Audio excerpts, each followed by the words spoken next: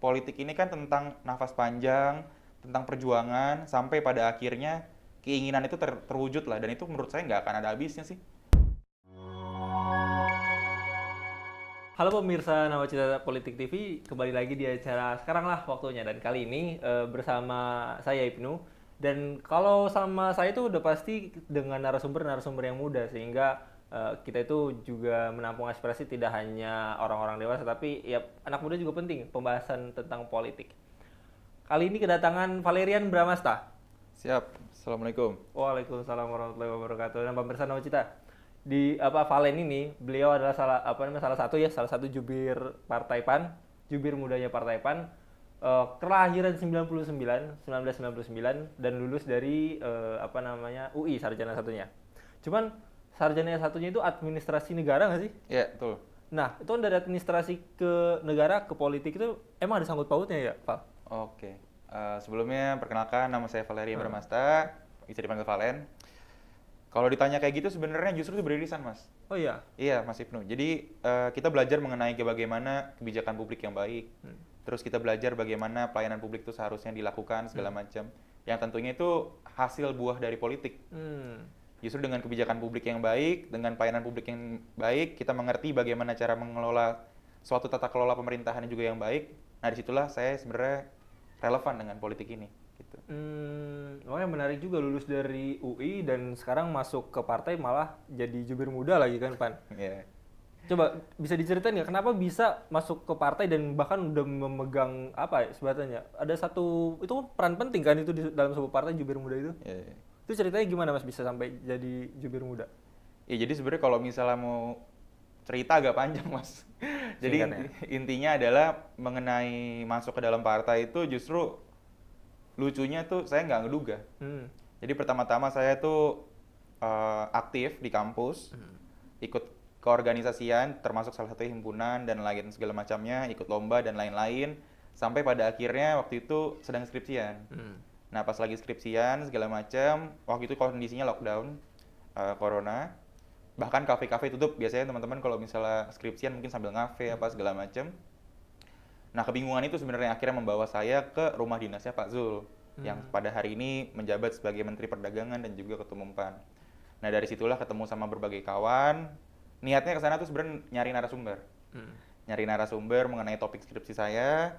Akhirnya sering ngobrol, dan lucunya pas malam itu justru dipanggil sama Pak Zul buat temenin ngobrol. Iya, di rumah dinas itu. Kita ngobrol, sharing apa segala macam. Ternyata Pak Zul sangat welcome sama anak muda. Saya juga agak kaget karena pada hari ini kan saya juga bukan orang yang memiliki titel nama belakang generasi kedua atau segala macamnya gitu. Kita ngobrol, sharing, tukar pikiran, dari situlah akhirnya jadi candu, Mas. Sering ngobrol, sering datang, sering diskusi, sering ikut acaranya dan lain-lain. Mengetahui gimana sih cara partai politik atau seorang ketum partai itu merumuskan suatu kebijakan, menentukan suatu sikap dan lain-lain ya. Apalagi waktu itu lagi rame-ramenya isu, ada soal minerba, ada soal korupsi, apa segala macam dan lain-lainnya. Nah, di situ saya yang datang dan melihat prosesnya itu kayak, wah ini menarik juga. Akhirnya dari situ berangkat sampai akhirnya lulus. Nah, pas lulus itu akhirnya Pak Zul menawarkan untuk membantu dia di MPR kala itu. Di DPR kala itu membantu segala macam sampai akhirnya ternyata PAN menginisiasi satu program, itu Jubir Muda. Akhirnya saya diundang untuk ikut terlibat, ya udah akhirnya dikukuhkan dengan berbagai proses ya, maksudnya sempat ada discussion, FGD-nya apa segala macam dan lain-lain. Akhirnya terpilih, ikut, dan akhirnya sampai hari ini saya bantu PAN dan Pak Zul untuk tetap relevan dengan masyarakat pada hari ini gitu. Wah, berarti itu salah satu alasannya terjerumus ke partai karena terpesona juga ya dengan suatu sosok ya. Iya, betul. Memang terlihatnya Pak Zul itu sangat cukup humble ya. Iya. Sangat welcome juga seperti yang dibilang sama Valen, bahwa dia itu welcome terhadap anak-anak muda. Tapi nih, Val, kalau jubir itu kan biasanya ya juru bicara aja gitu. Kenapa PAN itu punya jubir muda? Emang apa bedanya sama jubir pada umumnya? Jadi keresahannya itu justru dari tahun ini, kalau saya dengar-dengar cerita dari senior ya. Di 2019 bahwa PAN itu sebenarnya mencoba untuk mengakomodir anak muda. Mencoba untuk mengakomodir, kalau misalnya ingat di situ ada Valdo Maldini, terus ada Slamet Aryadi yang pada hari ini menjadi Komisi 1 DPR RI dan lain-lainnya. Nah, ternyata ketika kita ngelakuin survei internal, di 2019 itu PAN itu sebagai partai paling banyak memperoleh kursi di DPR RI yang umurnya di bawah umur 40 tahun. Itu dari partai-partai lain PAN paling banyak. Nah, itu sebenarnya momentum yang ingin diambil oleh PAN. Terlebih pada hari ini potretnya masyarakat itu sekitar 50-60% itu justru didominasi anak-anak milenial dan Gen Z, yang dimana saya sebagai Gen Z dan senior-senior saya sebagai milenial. Nah, rasanya kurang tepat kalau misalnya besok 2024 ketika di dalam partai politik itu justru nggak ada corong ataupun orang-orang yang seumuran seperti itu, karena keresahannya beda pasti. Ketika kita ngobrol yang sama orang umur 50 tahun, mungkin keresahannya soal urusan-urusan yang udah dewasa, terhadap anak-anaknya segala macam. Tapi kalau kita sebagai anak muda kan keresahannya beda juga. Mungkin saya kayak tentang lapangan pekerjaan, terus akses kepemilikan rumah, terus soal pekerjaan informal bagaimana dilindungi oleh negara dan lain-lain lah seperti itu. Nah, PAN ingin itu sebagai stabilitator aja. Di dalam jadi banyak, jadi diskursusnya tuh padat gitu. Ada senior, ada junior, ada yang lintas profesi segala macam. Itu sih sebenarnya target PAN di 2024. Oh ya, jadi tujuannya seenggaknya walaupun udah punya suara anak-anak muda nih generasi Z dan milenial, tapi PAN tetap pengen mempertahankan itu ya, dengan bikin program itu namanya Jubir Muda. Tapi ada bedanya nggak sih antara Jubir Muda sama ada Jubir senior berarti? Ada. Perbedaannya tadi dalam konteks pembicaraan atau diskursusnya. Mungkin yang senior itu udah ngomongin soal-soal yang elit, koalisi, terus ngomongin soal siapa capres dan cawapres, terus hal-hal yang lebih signifikansinya lebih rumit segala macam. Sedangkan yang junior ini justru ini tadi kita mengaspirasikan kepada PAN kayak kemarin soal TPKS, ya kita dorong kepada dewan-dewan di dalam bahwa ini penting, bahwa ini isu yang sangat urgensi bagi anak-anak muda segala macam dan lain-lain. Nah, itu fungsi-fungsi kami. Terlepas kita keluar ke eksternal, ke publik membicarakan mengenai kebijakan-kebijakan lain, tapi itu juga mendengar dari luar. Kan gampang aja sebenarnya, tanpa kita harus ketemu sama teman-teman yang generasi muda, kita ngeliat stories Instagram, Twitter dan lain-lain, apa sih yang lagi ramai segala macam. Nah, itu yang kita komunikasikan dalam. Gitu ya, menarik juga nih, ini udah masuk ke pembahasan partai ini kan, udah mengenal lebih jauh tentang PAN. Tapi lu sendiri sebenarnya sebelum kenal PAN ini ya, sempat kenal partai-partai lain gak sih? Sempat.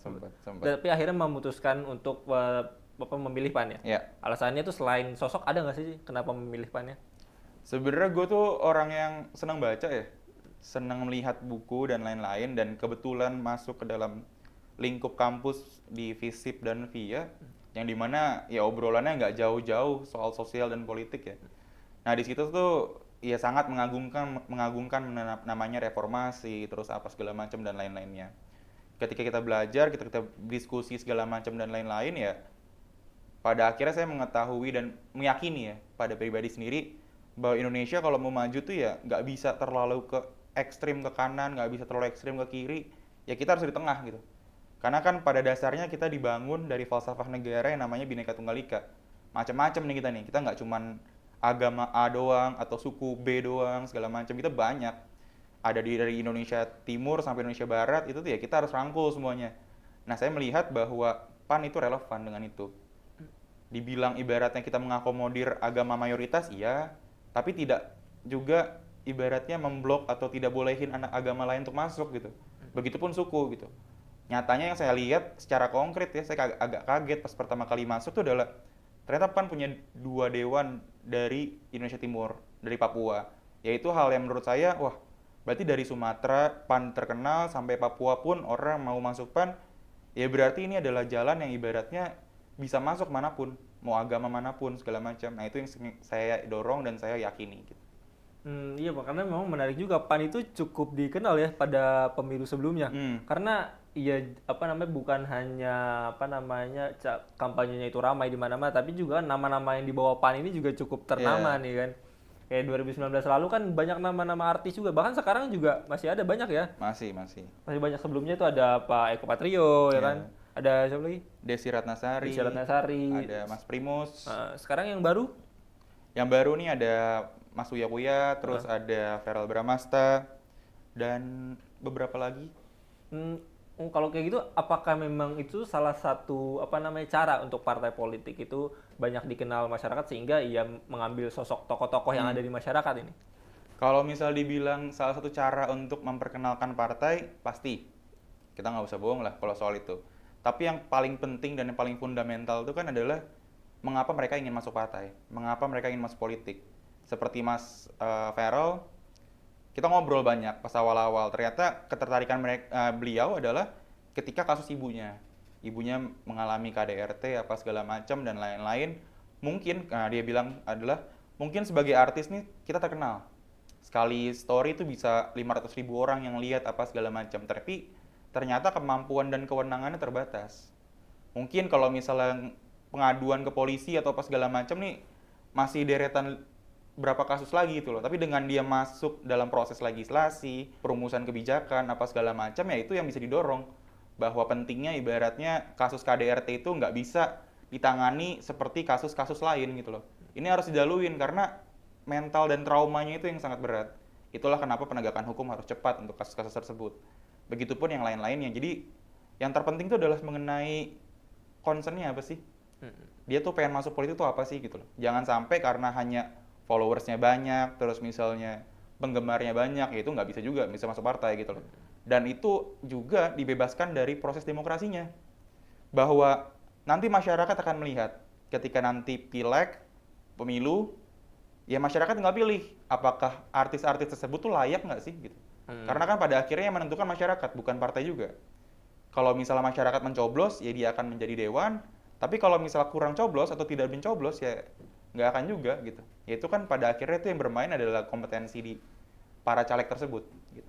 Iya betul, karena kadang menarik juga nih memilih sesuatu sosok kan bisa jadi pedang bermata dua ya bagi partai sendiri. Kalau misalnya sosoknya itu fenomenal gitu kan, otomatis ya partainya ikut keseret ini gitu kan.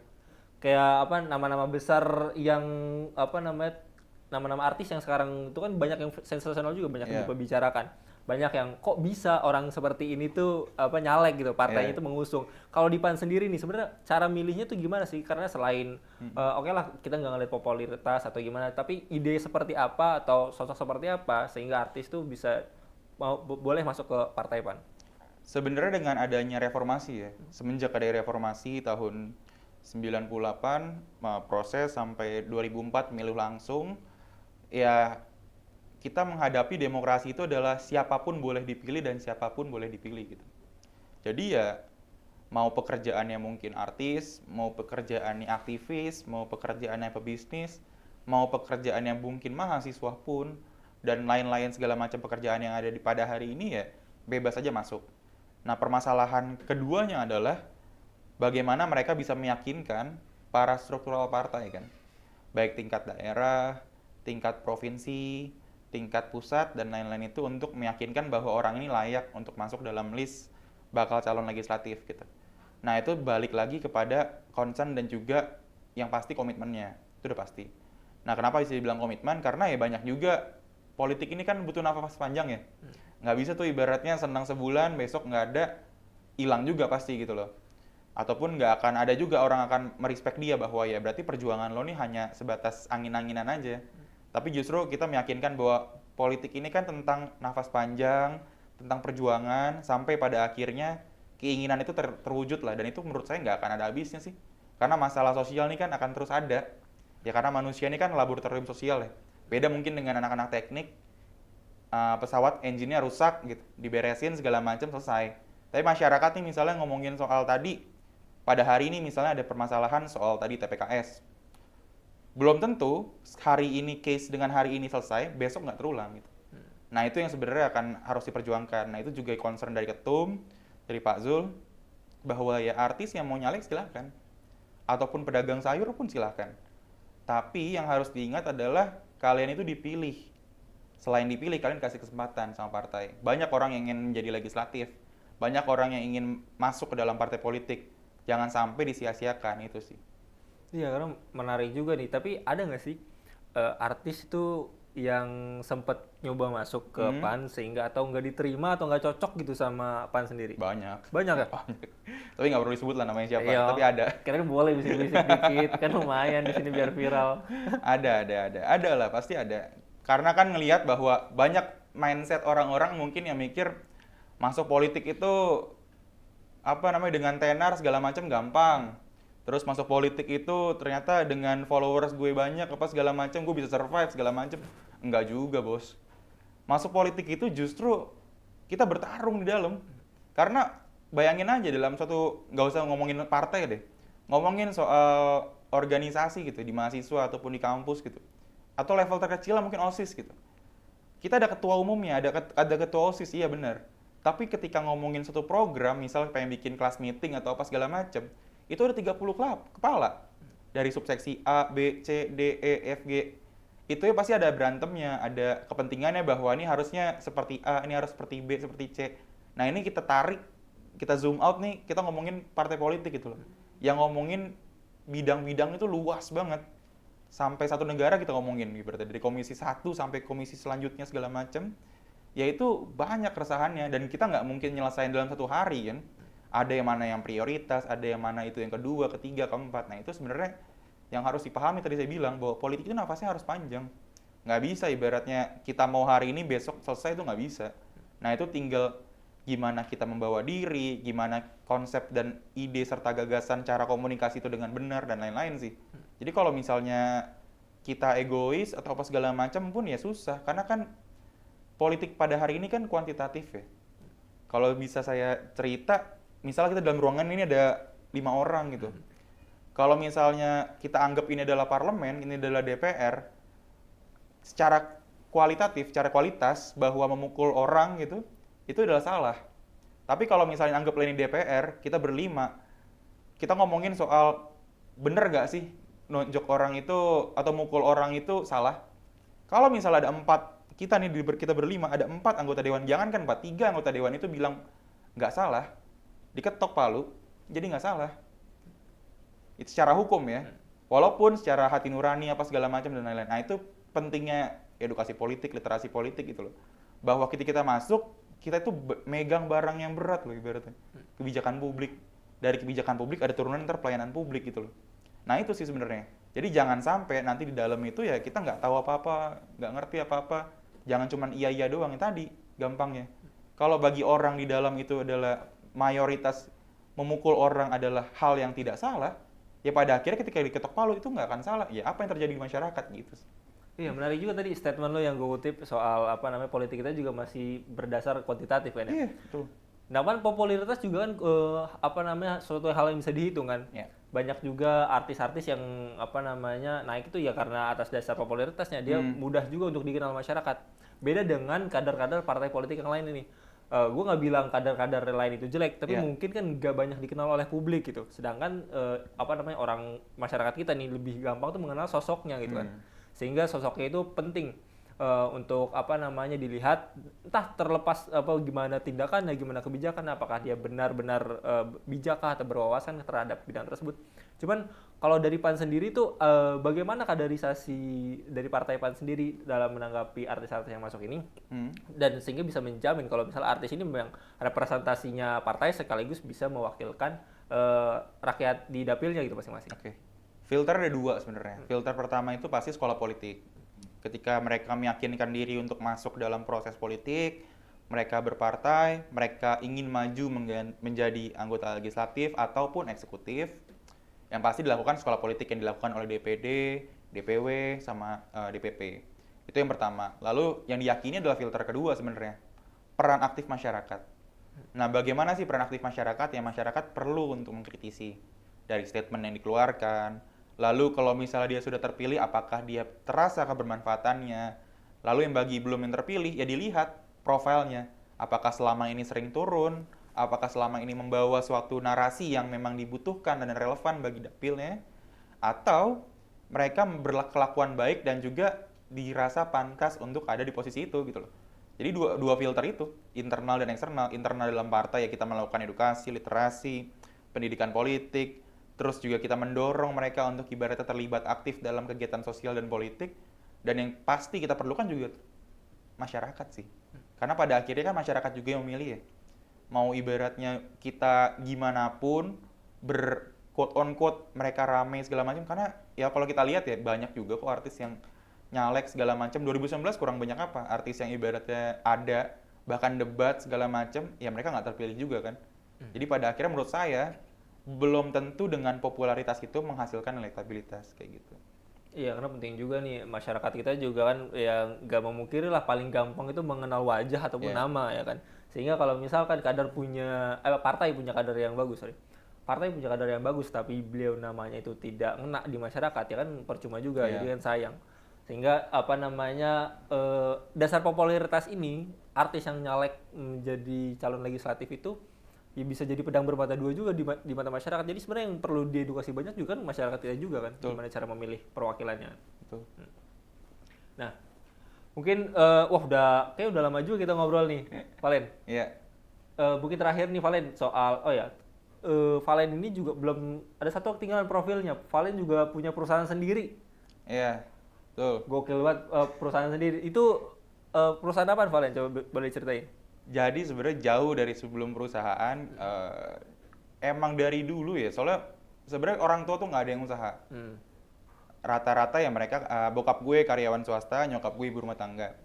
Nah dari situ gue sebenarnya ada keresahan, karena kecil tuh ngeliat kok bokap agak jarang di rumah, apa segala macem lah intinya. Dari situ akhirnya gue sering ketemu sama salah satu orang, teman gue sendiri, bahwa ngeliat kok ini bokap orang tua ini ada di rumah terus apa segala macam pas kecil ya, pas masih SMP. Nah dari situ akhirnya dikasih tahu bahwa bokapnya usaha segala macam, perusahaannya milik sendiri segala macam. Nah dari situ lah gue akhirnya memiliki ide dulu. Akhirnya yang kayak emang dari kecil juga gue bukan orang yang malu sih dengan apa yang gue pilih ya. Akhirnya dari SMP tuh sering banget gue jualan, SMA segala macam itu sering jualan apapun yang lagi tren lah. Dulu sempat pertama kali keluar ada power balance pas SD segala macam, ya udah gue coba jual segala macam. Walaupun ibaratnya bagi orang itu malu nenteng dagangan ke sekolah ya, kalau bagi gue sih santai-santai aja. Orang yang ngasilin juga gue gitu, kenapa gue harus malu? Akhirnya dari situ berkembang sampai akhirnya SMA dan kuliah. Nah pas kuliah itu akhirnya mengembangkan bisnis, mencoba untuk sama teman-teman berbagai hal, jatuh bangun segala macam, sampai akhirnya punya modal. Dan akhirnya pas setahun sebelum selesai kuliah, yaitu akhirnya bikin perusahaan. Nah itu perusahaannya bergerak di bidang, sebenarnya jatuhnya kayak bengkel lah, tapi bengkel kapal. Bengkel kapal, gue pikir bengkel pinggir jalan tuh motor mobil gitu. Ini udah bengkel kapal udah keren banget. Iya kayak gitu, intinya kayak bengkel kapal. Kita bantu teman-teman buat overhaul, terus juga teman-teman buat ya ibaratnya kecil-kecilan lah, bukan yang gede banget atau apa segala macam, enggak, tapi ya kita bantu-bantu. Nah itu belajar dari bokap juga, bokap kan di karyawan swasta tapi bergerak di bidang itu segala macam. Dan juga ya teman-teman lingkaran segala macam ya, bahwa hal itu menghasilkan ya why not dicoba. Akhirnya coba ya, tapi jatuh bangun juga kemarin COVID 2 tahun segala macam, sekarang mulai pulih lagi ya, kayak gitu-gitu sih. Ya pada akhirnya ya mencoba untuk bisa stable dengan diri sendiri dan juga kerja secara formal di tempat lain kayak gitu sih. Wah, gokil sini anak muda yang patut dicontoh nih. Mungkin banyak orang lain bilang anak muda harus berpolitik, tapi ya terlepas kita berpolitik, tapi juga ada peran penting untuk menafkahi keluarga mungkin ya kan. Sehingga berbisnis juga ada peran pentingnya ke masyarakat itu. Dan apalagi pasti membuka lapangan pekerjaan juga kan bagi orang lain. Kan? Nah itu keren banget pembahasan kita kali ini. Dan mungkin pemirsa Nawacita, sekian aja pembahasan kita kali ini. Dan untuk kedepannya kalian boleh komen siapa lagi yang bakalan diajak ke sini, atau kalian sendiri mau datang ke sini buat ngobrol tentang pembahasan politik apapun boleh. Mau ngobrol sama saya, mau ngobrol dengan Pak Dirut atau narasumber lain yang menarik, silakan komen aja di bawah. Terakhir Valen, mungkin ada pesan-pesan terakhir buat penonton kita khususnya khalayak muda nih, baik terkait politik di sini. Di sini ya, buat teman-teman generasi muda, tahun besok adalah tahun pemilu. Tahun di mana kita menentukan 5 tahun ke depan siapa pemilih dan pemimpin kita, baik di proses legislasi ataupun di eksekutif. Jangan sampai kita berikan hak suara kita kepada orang yang salah. Dan yang kedua, kalaupun masih belum ada calon yang benar, tetap datang ke TPS, tetap gunakan hak pilih Anda. Jangan sampai karena keabstenan kalian itu menjadi bumerang bagi generasi kita. Karena masa depan kita ya ada di tangan kita sendiri. Sekian. Oke, menarik sekali. Itu dia Valerian Bramasta. Oke, terima kasih Valen udah mampir, dan juga buat teman-teman pemirsa Nawacita, terima kasih udah nonton, dan jangan lupa like, komen, dan subscribe. Dan nyalain loncengnya. Terima kasih, sampai jumpa.